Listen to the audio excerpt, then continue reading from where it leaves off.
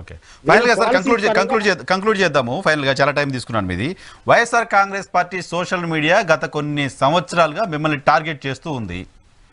Even Pawan Kalyan గారికి సంబంధించిన fans కూడా మిమ్మల్ని టార్గెట్ చేస్తున్నారు చాలా సందర్భాల్లో.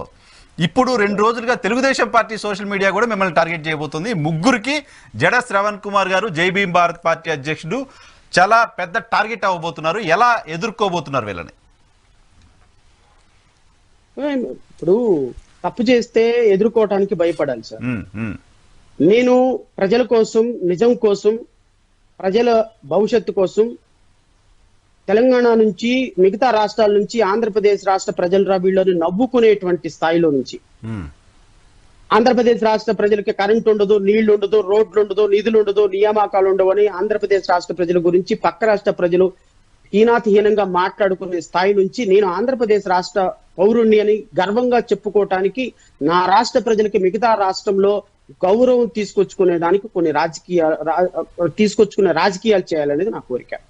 ఆ రాజకీయాలు చేసే ప్రాసెస్ లో భాగంగా ఎవరు ఎన్ని విమర్శలు చేసినా, ఎన్ని తిట్లు తిట్టినా, ఎవరు ఎన్ని కామెంట్లు చేసినా నేను దానికి సమాధానం చెప్పను.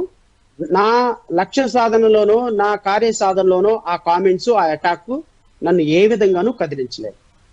నేను ప్రజల కోసం వచ్చాను, ప్రజల ఓట్ల కోసం రేపొద్దున వాళ్ళని అభ్యర్థిస్తాను.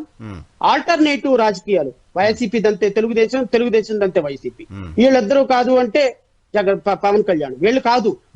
నిజమైనటువంటి రాజకీయాలు, ఆల్టర్నేటివ్ పాలిటిక్స్ ఆంధ్రప్రదేశ్ రాష్ట్రంలో రావాలి అంటే హానెస్టీ ఉండాలి, సీరియస్నెస్ ఉండాలి.